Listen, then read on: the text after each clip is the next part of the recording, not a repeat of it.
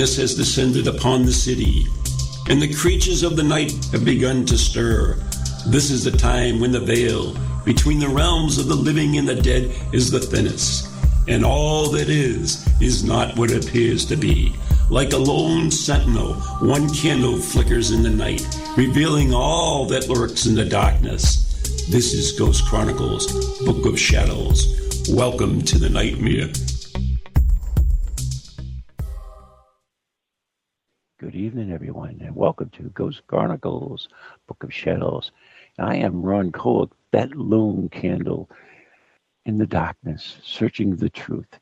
And with me, my spiritual guide, West Coast Witch, Marla Brooks.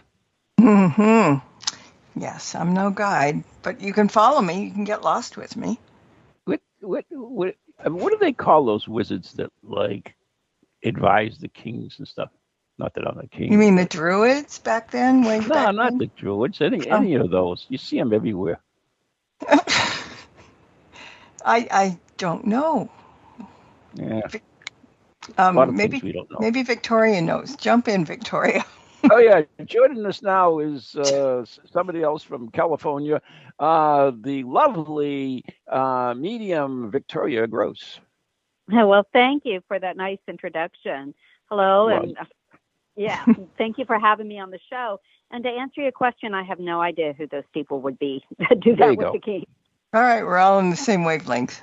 Yeah, there we go. We know nothing. I know nothing. Well, I know something, but yeah. So, anyways, it's weird, Victoria, because you just popped in my head, which is why I asked Marla if she knew who you were, because I don't know why. And yeah, so you were meant to be on this show. Well, thank you. I hope I didn't hurt your head too hard when I popped in. So, but thank you very much for having me. So how would you describe yourself? Is just the medium? Just the medium? As a witch? As a witchy medium? Or what? You know, I really have a lot of definitions to myself, and I have a lot of definitions of, the spiritual realm I work with. So I am a medium. I am a psychic. I do ghost investigations. I do productions of ghost shows. I am a witch. So there's a lot of different aspects to who I am. So I probably have a hard time describing myself, but I think I've had a hard time describing myself my whole life. Looking back, it explains my life growing up. But I was never one of those people that said, oh, I was psychic since I was 3 years old and I've always talked to dead people. No, I did not even do that or start experiencing things, being aware of what I was experiencing, let's say, until the mid-'80s when I started going to a spiritualist church. And I picked the name. I had just moved to a new city here in Southern California, and I was looking for a church. And the name of the church was Corona Light. And I'm like, hey, that's the name of a beer. I'll go to that church. It was great. Corona Light. I love it. Yeah. And they're no longer there, but they were wonderful. And that's where I started my training. I know the coronavirus killed them. Yeah. Well, they've been out of for a long, long time. And then I was trained over just through different people here, and also over at the Arthur Findlay College in Stansted, England. So you went to Arthur Findlay too. I know a lot of people that went there, and it's always intrigued me, but I have no reason. I mean, I don't know if you're aware of it, but I've been studying the red light seance for 14 years, 13 years, whatever it is.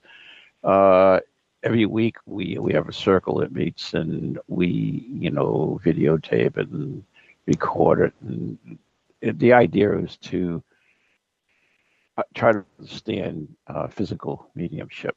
And it's a modality that really intrigues me, but there's very little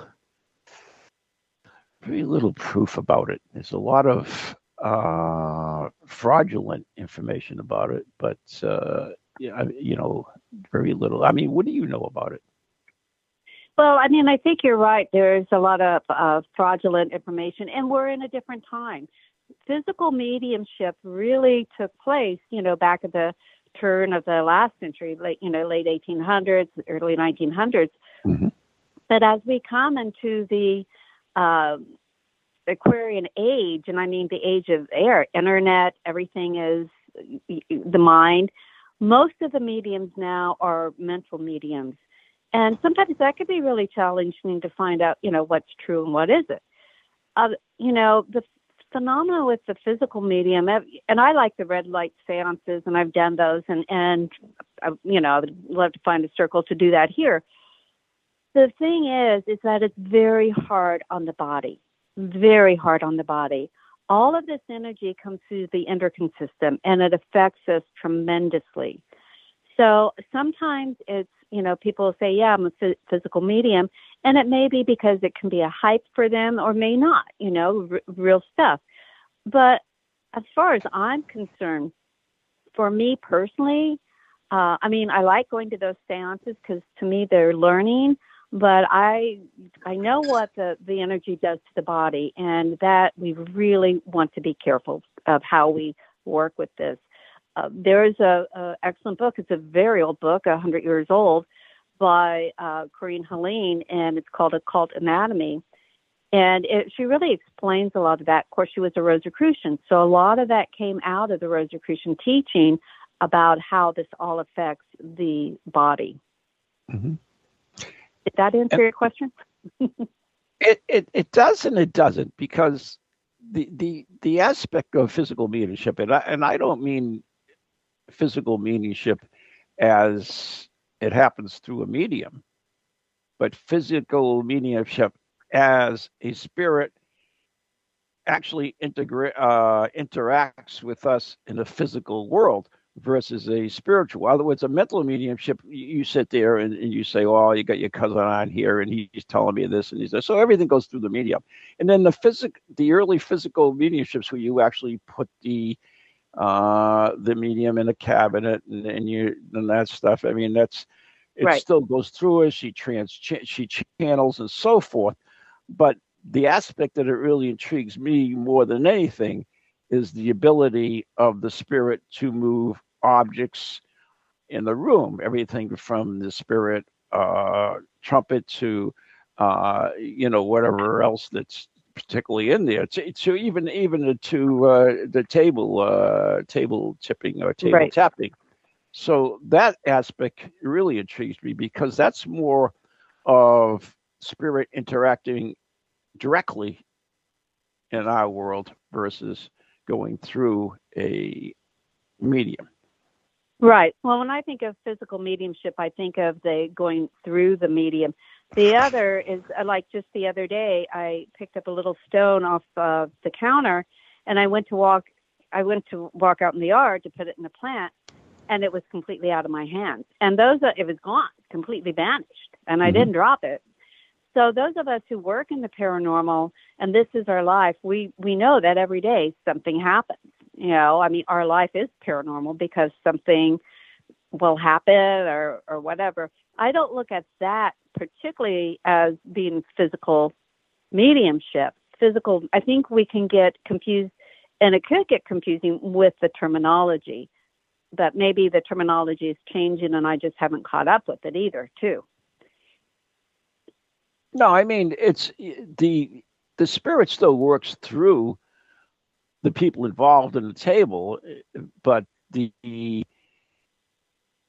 really part that intrigues me, of course, is the actual movement of objects in our room. Yes, you can have right. paranormal activity where things happen. I mean, they I forget the word, transporting or whatever it's called. That part. Yeah, but it's you have something that disappears and reappears somewhere else. Could be old age, but whatever.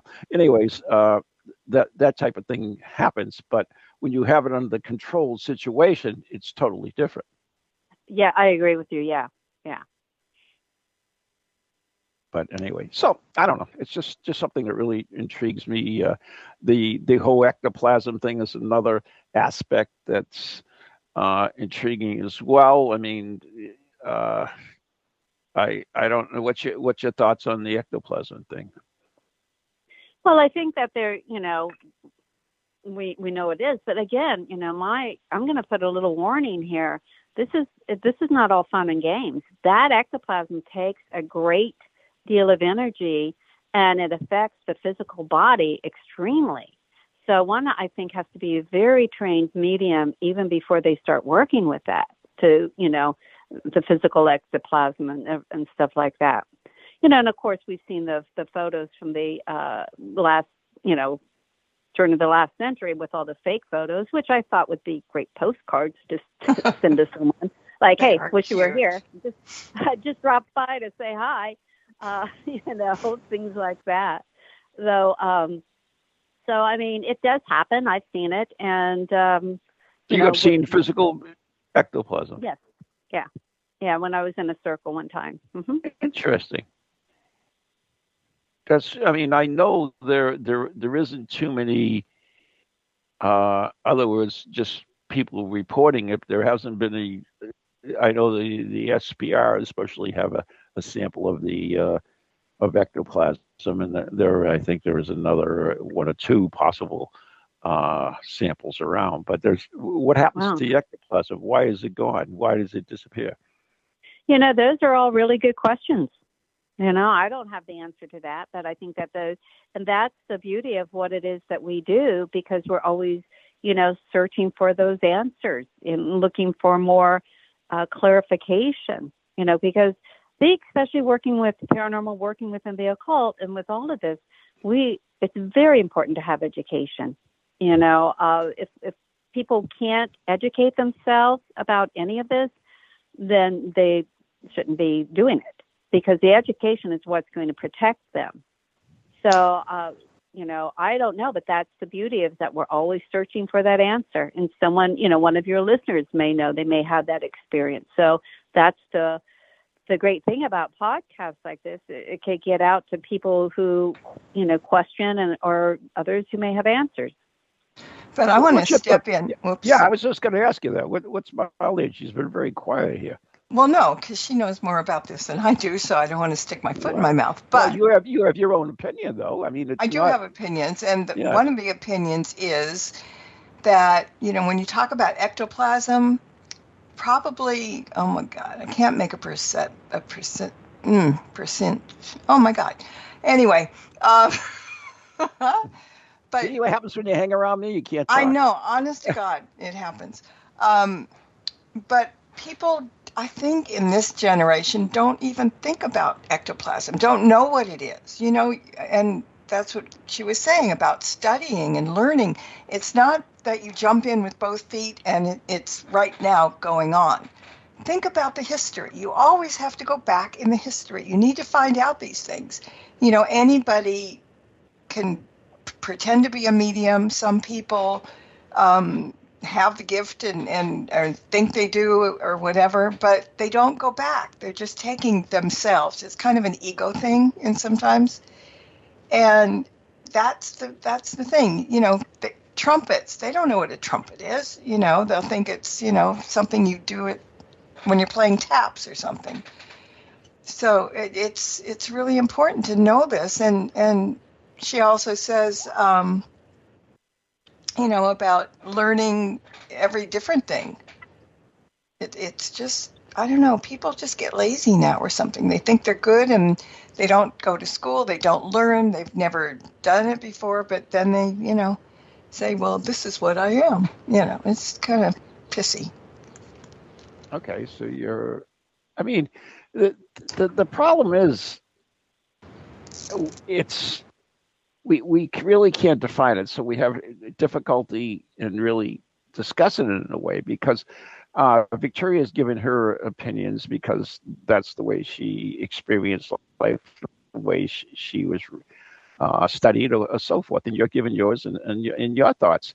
But none of that is really provable in any sense or way at all. I mean, if you go on, I mean, it kills me. I go on some of these spiritual websites in different modalities, and they talk like quantum physicists, and use a bunch of words that absolutely makes no sense at all in any logical scientific world, but they use some words that they throw in just to make it sound right. It's like a psychologist, almost. Psychologists do the same thing. They throw a bunch of mumble jumble words in there and do the same thing in a way, is to dazzle with your words rather than a substance to the article itself. So, I mean, it's a difficult thing, but yet we still have to study it. I mean, the people that's like, for instance,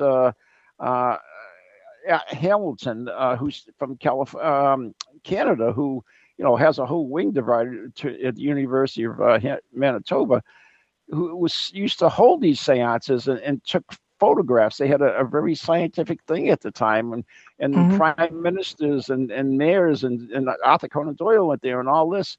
And these were photographs that were taken at a time and accepted. And you look at them and you realize that they're just not more than photographs and gauze and stuff like that. So what is the proof? How do we really get the proof? Well, again, like so, a lot of those photographs, I think they would just make a good postcard, because they're all you can tell they're fraudulent. Yeah, but at that time, Victoria, they were accepted as proof. That's true. So we have to look at the times, and that's the thing I think that's important, is to look at the culture, what's going on, where it's going on, and what do people need. And that was the turn of the last century, and usually when at the turn of the century, there's a lot of stuff going on cosmically. I don't know how well. I mean, I'm not an astrologer, so I don't know that for sure, but it just seems like that. But I agree with you, because this is my take. I cannot convince anybody about any of this. All I can do is share my experience, and I know that what I've experienced is true. I mean, there's no way someone's going to tell me that what I've experienced didn't happen. So I think people have to experience things for themselves, and they should. Especially with any of this, to take anything at face value without, questioning it, or like, well, why is it that, like how you're doing all this investigation and research, it would be very foolish. So again, I don't try to prove it to anybody. I know what I experience. I share my experience, and and when I'm doing mediumship work, they have to let me know if I'm right on. And here's the thing is, every medium is a psychic, but not every psychic is a medium. So are we working on that astral psychic level, or are we working higher than that? Are we working with thought forms? They don't even teach thought forms anymore. Right. This haunting isn't your Uncle Joe. It's the entity thought form that you created out of the alcohol addiction or drug addiction or negative addiction, whatever. So there's so much, and I watch some things. I don't watch a lot on YouTube. I mean, I do, and I'm not a TikTok person, but I look at some of the stuff and like, they haven't a clue. There's so much information out there that is just like, it's like instant coffee. It's instant witch. It's instant medium. It's instant psychic. And, it's like, they're going to find out that there are danger zones within that realm, with all those realms. So you need to know the territory you're walking in. And here's the thing. I'll tell the story on her. I've got several, but this is okay. We were doing, for one of my books, it's one of the Ghosts of Hollywood books, we were down on Hollywood Boulevard in a bank basement. And it's a very old building. I think it was built in the teens or 20s in the 1900s. And we were down there, and there was this big vault. I mean, I've never been into a bank vault, but this was like humongous. And we were going to do a seance there. Sweet. So everybody was sitting around, and we had my friend's husband. He was there, and he brought in a Ouija board that was from his grandmother. So it was kind of neat.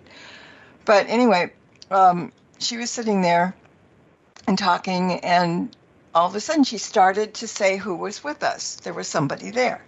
And that bank back in the day, they were doing money laundering and stuff or something. If I'm not saying the right thing, Vicki, but it was something like that.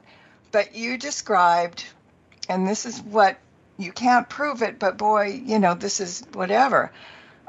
She described a man that was with us, and she said that he had gray hair or black hair, really back, greasy kind of guy, kind of creepy guy, and probably mafia, and had something to do with this laundering. And so she even gave us a name. And so, it's because the story was going to go in the book, I had to check the next day. So we knew what she said he looked like, what his name was, but we weren't too sure, maybe the mafia, whatever. So the next day, I went in to check. I not only found the person's name, I had a picture that was exactly what she said. And he was the mafia, whatever, big shot in the 1940s in Hollywood. Okay, so there's nothing scientific, in doing, but how can you, I wasn't surprised because I know she's good, but, how can people say that didn't happen and, it's just all BS? Say it didn't happen, but let me ask Victoria this. Where did that information come from, Victoria? Well, that's it, because I'm reaching up on a higher level. It could have come from the astral level, or it came from the person that was there, and Marla, I don't when you know me, we've worked together for a long time and did, those books, but I won't remember anything. Yeah. I have to reread the books and what did I say? Yeah. So, because I'm in a different zone. So where did that information come from? That's it. Did it come from the astral ethers there, or was the guy actually there? And I think, didn't you say that I described it? So I don't know. I can't remember the situation because it was a while ago. And again, I don't remember anything that I'm going to say when I'm in that realm. So I don't know. Yeah, I think you could answer that question, Marla. What do you think?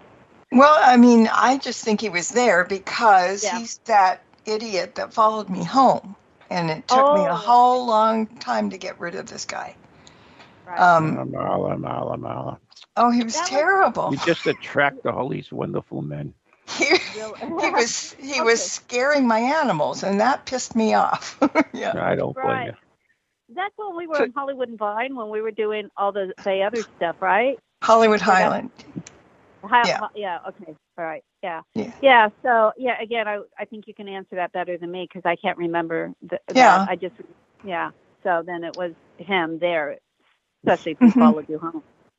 Yeah. Well, he followed all of us, but he stayed with me, and it was ugly, And then I couldn't get rid of him, and the birds. How birds need to be in their cage and covered up at night, and they go to sleep. Right. Every time I turned out the light, Bentley started squawking and trying to get out of his cage. I thought he was going to kill himself. So I had to take it off, and for the longest time I had to sleep with the light on. Right. Because he saw that person. Yeah. And I got a hold of Tim Shaw because I didn't know what to do. I was trying. I'm doing the get the hell out of here kind of thing, but it didn't help. See, you should have had Van Helsing's special blend. You would have been. I know. See, there you go. Anyway, carry on. Yeah, no. So bottom line, this guy was an idiot. He was a wise guy. And not being a wise guy is a wise guy, but he was a wise guy, and that much. And Tim started laughing because he did some reviewing, and he said, he's not. He said, I'm not going to go anywhere. And I'm going to stay here. And then he started to crack up really bad. And he says, he's going through your underwear drawer. Ah. Actually. Well, look where we were at. Yeah. Yeah. And on that special note, I think we better take a break. Yeah, take a break. Yeah. Fan yourself off. We'll, yeah. We'll talk about Marla's underwear when we come back. Anyways, you're listening to Ghost Chronicles, Book of Shadows with Marla Brooks and Ron Kolick, and our special guest, Victoria Gross, right here on TogiNet, and where all fine podcasts go to die.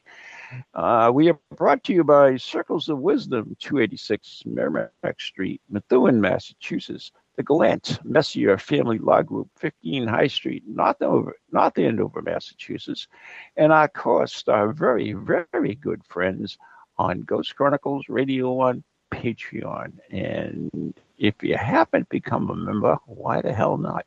If you listen to the show, become a member. It's $3 a month. It's like a cup of Dunkin's or Starbucks. I don't know what coffee costs nowadays, but I'm sure it's around that. Anyways, and you have access to, I don't know, over 50 exclusive videos and things on there, including Ghost Chronicles magazine and some other crap that's on there as well. So anyways, we're going to take a short break, and when we come back, we'll have more about Marla's underwear drawer or whatever, and more conversation with Victoria Gross. Right. We'll be back on the... Boy, did I drag that out. I still got 15 more seconds. Wow. Only 7 now, so it's counting now. Sing. Make a song. I was thinking about it, but yeah. Wow. Anyway, we do have to go. We'll be right back.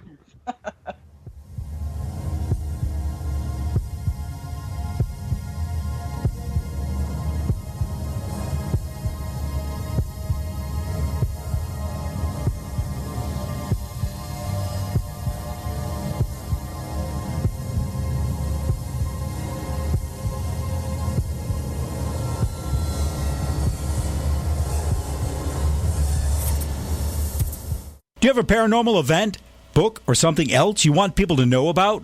Then why not advertise it on Ghost Chronicles Radio? With over 150,000 downloads a month, get your message out to an audience that's interested in the subject. We have a plan at a cost that fits your needs. For more information, contact Ron Kolick at anyghostproject@comcast.net or call 978-455-6678. Located in Illinois, there lies a sleepy little town where nothing is a common occurrence. You going to that party in town tonight? Heck yeah! I only turned 18 once. That is until the night of celebration. Where the hell is she? Oh no. No, Jessica!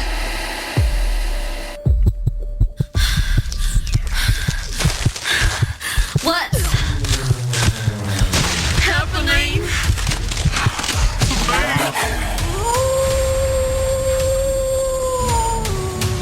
From the creators of Shadowhunters, Biting Me, comes a tale of primal terror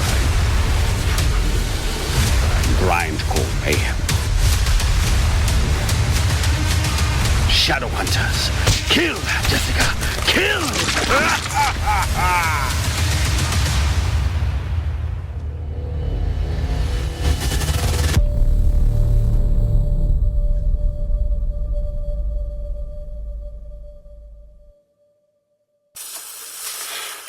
Hello, can you hear me? My name is Harry Price. I am speaking to you via the medium of the Ghost Box. Many of you will know I carried out the first live radio broadcast from Haunted House way back in 1936 for the BBC.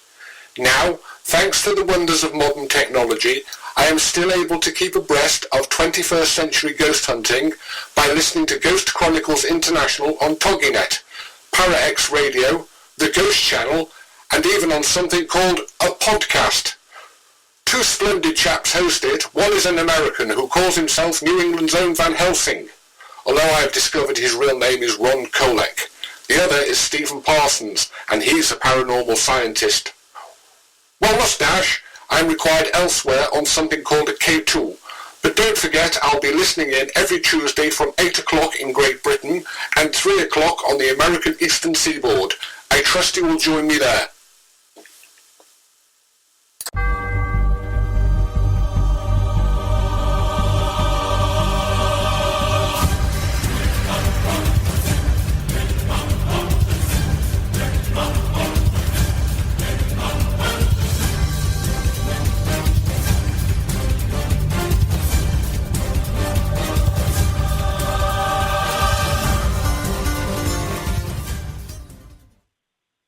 And we are back. You have been listening to Ghost Chronicles, Book of Shadows with Marla Brooks and Ron Kolick right here on TogiNet, and special guest, Victoria Gross. Before the break, we were talking about Marla's underwear. Now we can continue with that story. Well, it's not anything Don't ever that I say saw. that to me. Yeah, I know. I'll live that down. Wait a minute. I got to interject. Yes. We had a guest from Australia on the international show, and she was a ghost hunter, and she did ghost hunting in lingerie at a men's prison. Really? Yeah, she used herself as a trigger object. That was something. There you go. I made it describe what she wore. So You know what? It never ceases to amaze me. Yeah, there you go. Everybody has is it their own wrong? personality. Is it wrong? We don't know. It's until we try it. It's never wrong if it's right in your own mind. However, There you go. other All right, people. back to Marla's underwear. I mean, No, I finally got rid of him. But the strange thing was, wait a minute, how'd you get rid of him? You just can't let us say I got rid of him. well, You know, it wasn't. call a Uber or something. No, I really did a really thing that everybody else should do, and it's easy to do, and I didn't think it would work, but every so often the house felt like he was gone. Mm-hmm. And the atmosphere was okay, the bird was happy, the dogs were singing, whatever. And so when it went like that, I put salt all over the door, the windows, all the corners, whatever. And my desk was facing the back door and in my office, and there was a window that you could see who was on the step, sort of. And when I did that, all of a sudden I saw an arm and a shirt, like those old-fashioned shirts that men wore, the short, kind of up above the elbow, but, button-down ones, those kind of ones from that era. And it was bright blue. And all I saw was the arm there. And then I saw, okay, Vicky knows this, but you can't get in the backyard. There's a gate, and there's, no way that somebody could have got in there. It was locked. So I'm looking at this arm, and I'm thinking, geez, whatever the hell. And then it started pounding, banging, like, let me in, let me in, let me in. Could you hear it? Yeah. Oh, cool. Yeah. And finally he went away, and he didn't come back.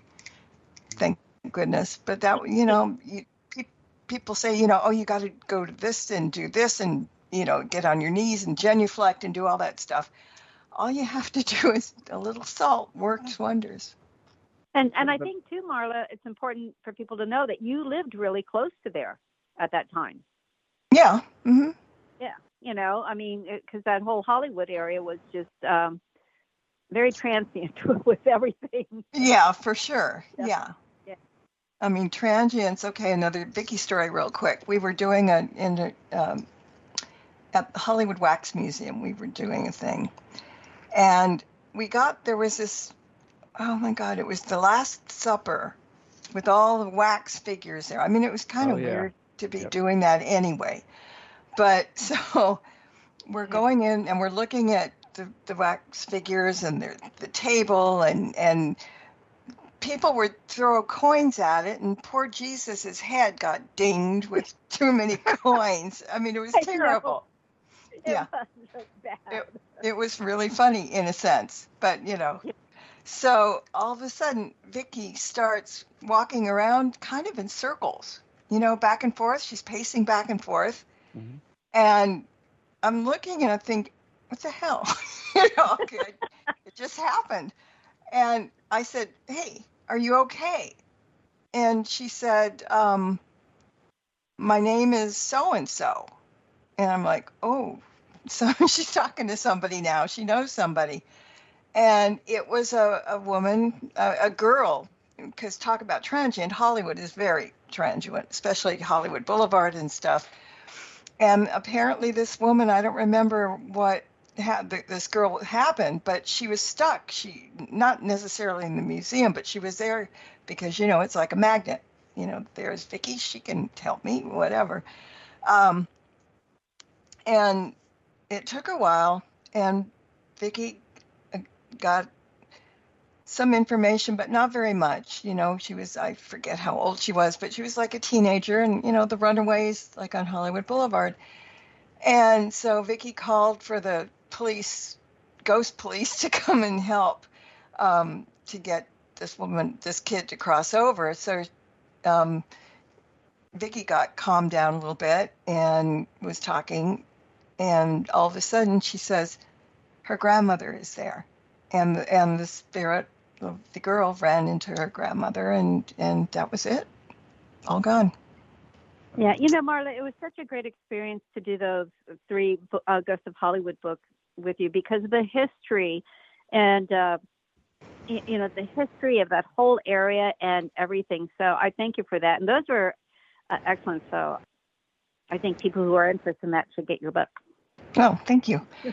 Yeah, but yeah, it was just, I don't know, we did a lot of things, and Hollywood doesn't have a great deal of history like in Europe, but it had a lot of stuff.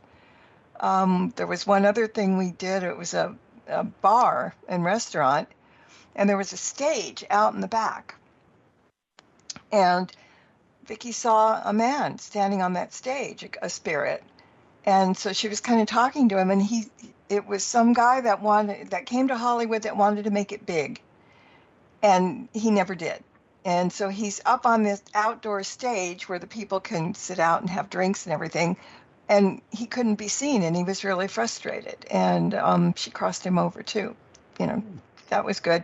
But they had an alleyway, an indoor kind of an alleyway, and I was walking down there, and I only got to a certain point, and I couldn't take another step. It was just, how your feelings say, don't go anywhere, don't do anything. And so, of course, I stopped, and I'm looking around, and I'm thinking, okay, well, I'm not going. So I called her. She was in the other part of the room, or the bar.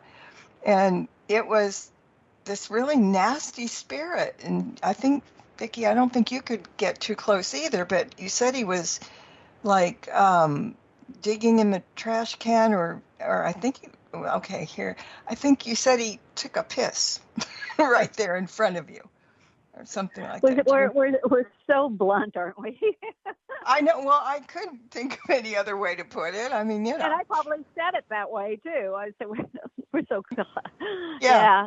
Those were, like all investigations. I mean, they're very interesting. And again, we don't have the history here in California as the East Coast or Europe. So whatever, our history just goes back, 300 years, but compared to the East Coast, it's not that old. So it's really wonderful when we can, do the research to find out after the fact. And that's what, every medium that I know, and yourself included, Marla, we don't want to know anything about the place, and because we need to get our information pure.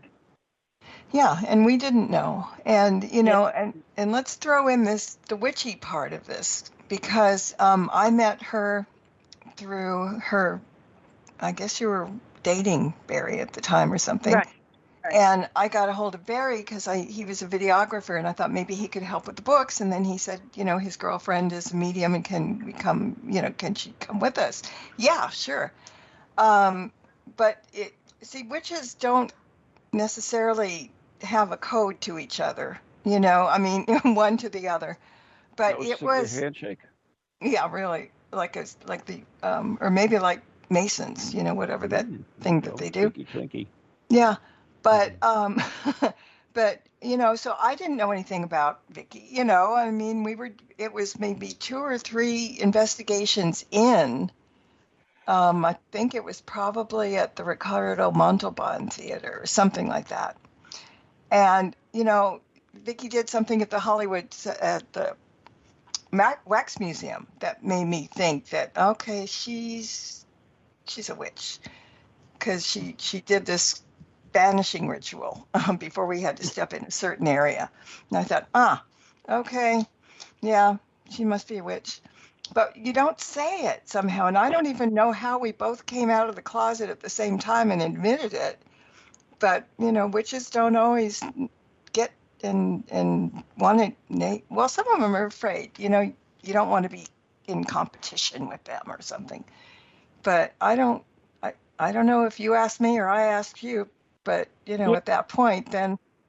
I think I don't know how that came about, but I think it just evolved that we're like, oh yeah, okay, we're good, we're cool, we're on the Yeah, same and it was page. no big deal anyway, but yeah, and that's the thing is, and everybody is really different, and they have to follow their own guidance on this. But except for podcasts, I stay pretty low key, and I mean, I don't go around telling people. People are going to know by the way I talk, just some of the words I use, and I don't have a lot of jewelry on, and that's nothing wrong with doing that. And it's so funny because I met this young girl the other day at work, and she was doing something. She needed a ring for her photo shoot. And I said, oh, what's it on? She goes, tarot. And I said, oh, I've been doing tarot for much longer than you've been alive. And she just looked at me and she's like, you? I'm like, yeah, we do look regular, some of us, So it was really funny. So I loved it. But I mean, we didn't really, because we didn't know each other. You had just contacted Barry, and then it just evolved from there. Yeah. So, but it was interesting. All right. So here's one more thing, and then I'll let you talk. All right, because I have an important question from Steve. So. Oh, okay. We'll do that then first. No. Let's hear this one more thing. No, I'm tattletale. Let's hear this one more thing.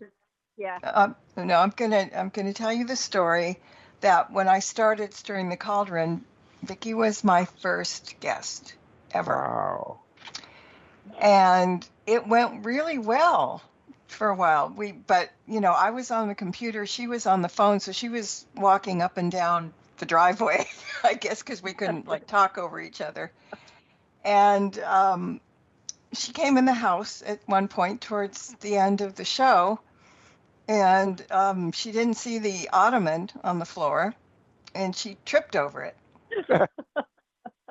And we could not stop laughing, and it was a good thing. It was like the last 2 or 3 minutes of the show. I could hardly finish it. But, I was going to say that memory is always it's sketched in my head. And I was thinking earlier before the break, I'm like, gosh, Marla and I are doing pretty good on this one. We're both sitting down, and, we're kind of safe. Yeah. Yeah. But so it was, my very first show, and it started with a bang and ended with a laugh. Yeah. So, Okay. Vicki, if somebody wants to find out more information about you, how can they? Well, I have a Facebook, Gateway to the Unknown. I'm not heavy social media, but they can go there, or my regular Facebook, just with my name. I'm here in Southern California, the Los Angeles area. Or, they can look me up, just type my name in psychic, and there's a lot that does come up.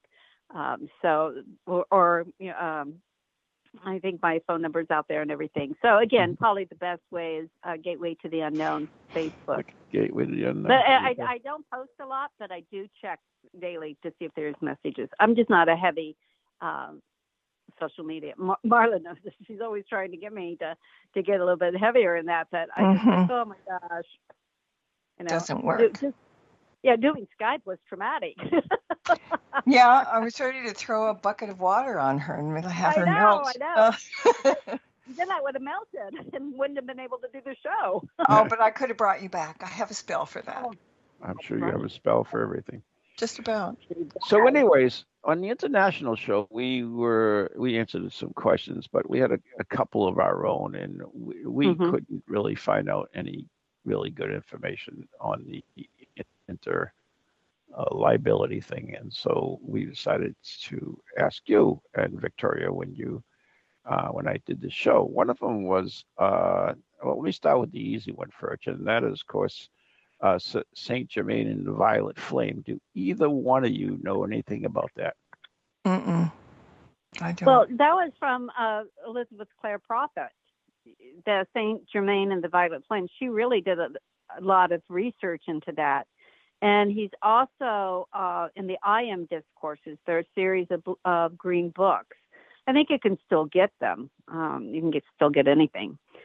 I say on Amazon you can, be born and die and even reach the spirit world on Amazon, and anything's on Amazon. But Saint Germain in the Violet Flame, Elizabeth Clare Prophet, she's passed away now, but she did a lot of work on him. And again, people can check the I Am discourses, their green book. Mm-hmm. And I don't know I don't have that book in front of me. There's a series of books. I don't have the books in front of me, so I can't recall the author. But no problem. You look up Elizabeth Clare Prophet, you'll find everything on Saint Germain. Okay, because anyway. All right, so let that one go. And the other thing we was talking about, what he had one of the listeners call in, wrote in and asked us about the relationship between spirits and water. Well, water is a psychic conductor. I've always been taught that it's a psychic conductor. And so now there's a lot of theories that people say, they can't cross over water. I think it just accentuates the psychic energy. I think that they can cross over water. So there's a lot of different teachings on that, but it has been my training from my teachers that water is a psychic conductor. In fact, the first reading I ever had was from a spiritualist minister, and she always had, whenever she did a reading, she always put a glass of water on her table, and I do that to this day. But yeah, so it's a psychic conductor, and that's why people who live close to the water a lot of times, there's a lot of heavy drinking. I was down in the Florida Keys for a long time. My parents lived down there. And so, you got water everywhere, and there's a lot of alcohol down there. So it is a psychic conductor. Mala, your thoughts? I don't have any about that. No, I really don't. I'm okay. Yeah. It's that's interesting, because I know that's one of the thoughts that water was a energy conduit, but there's also throughout history, and it predates most of the thoughts about water being a conductor, as more as the water being an instrument to trap spirits. There are towns like in Massachusetts, like Concord, for instance, they have a north and south burial ground, a cemetery, and it's not that one was smaller or they needed more room or whatever.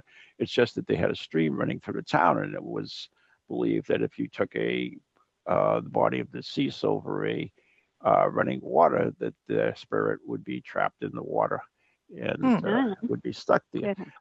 In Welsh, in England and in Europe, it's believed that they had these gentlemen who were actually ghost catchers, and that what they would do is they would trap spirits in jars of running water and then throw them, jars of water, and then throw them off a bridge into, or put them under the bridge or throw them off the bridge into running water. And as long as the water was running, then the spirit would be trapped in the jars, and they wouldn't bother anyone or anything. So a lot of times the spirit, but there, and even we go all the way back to Aborigines, and if you saw your that's why they wouldn't look into water, because if they saw their image, they believed their souls would be trapped in the water. So we have both aspects of that. So we were just trying to figure out the relationship. I think I love all the different cultures and what they think about water with the spirit, and that's the fascinating thing. And this is my position I try to take, is like I said, that was my teaching. I'm not one to say that's the only way it is. Because we have this richness of different cultures and what the belief systems are. I think by staying open-minded and realize that there's so many cultures going way back that water had something to do with spirit. So it's kind of interesting how, where it comes from and all of that. So that's fascinating. Thank you for that, Ron. Yeah, when you think about it, even, there are many, I believe that, let me see, is it, what's that one in Chicago where the devil's son or something, or child was within a house. Oh, what was Marla? Do you know how that haunting? Oh, The famous yeah. one. Yeah. Oh, darn. But Mm. they kept it trapped in the attic, and what they did is they would put pans of water on the stairs so that Oh, wow. it Yeah. couldn't Trap cross it. Yeah. And I found an article by an anthropologist who believed that some of these beliefs came from actually hunting dogs, because hunting dogs would chase their prey, but if their prey went through water, they couldn't trace them. So Oh, they interesting. Yeah. had, and that's because they're scent. So they associated the scent as being part of the soul, and therefore they figured that the soul was trapped in the water. And but it's interesting because, Yeah. Yes. like you said, you don't know, but it's all thoughts. A lot of it is how we are grown up culturally and environmentally, Mhm. and how we are taught things. But I Yeah, just that's wanted to know your thoughts. Yeah, no, I think it's interesting. That's why I think it's important. I try to be this for myself, is not to say this is the way it is. It's like this Mhm. because there's just too many different belief systems. There's too many different people. There's too many different spirits. It's not all black and white. There's a lot of gray area. There's a lot of coloring in this. So, yeah. Yeah, it's better to live in the gray. It's more fun, and Mhm. there's more Yeah. possibilities. 50 Oh, Shades. Right. Mm? Yeah. 50 Shades. Well, that too. Yeah. So, anyways, we are coming towards the end of the show, and do you have anything coming up, Victoria? Did you like Yes. to tell us about? Well, we have Case Files Unknown. It was a show that I worked on back in 2015 on Destination America, and it's going to be coming to Prime Video in the next couple months. So people What's would the want name of it again, Victoria? I'm sorry. Case Files Unknown. We Okay, have yeah. 3 segments. The late Roger Lear talking about alien implants, and then another woman with colors coming out of her while she filmed when she was sleeping. And then the other stories out of Minnesota, I think from 1984, 87. It's where a police officer, when he took the picture of the accident, he actually got a picture of the spirit leaving the scene, or leaving the car, and he's yelling. And that's on Case Files Unknown, which is a Facebook, and you can reach me through there too. That's with Barry Conrad, is the creator, producer, writer of that, and I was the story segment producer. So we have that, and then there's a couple other shows that will be in the mix, but that should be coming to Amazon Prime in the next couple months. And then I am the author of Ghost of Orange County. That's about the hauntings in Orange County here. Oh, darn, we Orange didn't even County, get to talk about that. Yeah. Well, next time. Yeah, we'll have you on again. Yeah, because a lot of our listeners are East Coast or Middle West, and we don't know too much about the West Coast area, other than the famous ones. That's about it. Shame on you, all of you. Oh, that's well, true. yeah, I tell you, Marla has Hollywood. I have Orange County. Yeah, there's a lot. We got it covered. Yeah, we got it covered. Yeah, we've had Marla on a couple times before we became friends. Well, if we are friends, I'm not even sure now. But that's. Oh, gee, I thought we were more than friends, buddies. Oh, are we lovers? Is that what it is? No, no, because I love Saint Jan. Yeah. Only because she gave you a recipe. It's really good. And no, I've always liked her because she puts up with you, and she has to be the saintly person that she is. And I like saints. The people gave her that name. I have no idea why, but oh no, of course not. Yeah, like most of my friends call it that. I really don't understand it, but what do I know? I'll explain it to you sometime. I'm just a man anyway, so what do I know? Well, I thank both of you for inviting me on the show. It's been wonderful, and Marla, we didn't blow it. We didn't laugh the whole time, and I sat down and I'm safe. You were safe, and thank you so much. I really appreciate the time. Well, thank you. It's been good to speak to you. Like I said, you just came to mind several times. I don't know why. And it's funny you say you don't post on Facebook, but some couple of your posts have popped up in my feed, and I was like, oh, you know what? Why don't I keep seeing her? Why don't we have her on the show? That's what I asked Marla about. We got to go. We got 15 seconds. Anyways, good night, everyone. Thanks for listening to Ghost Chronicles Book of Shadows, and tune in next week when it'll be Ghost Chronicles, the original, with Maureen Wood and myself. So, Marla, thank you so much. Victoria, thank you so much. Good night, everyone. God bless. And if I don't see you, have a Merry Christmas. Good night, everybody. Thank you. Thank you.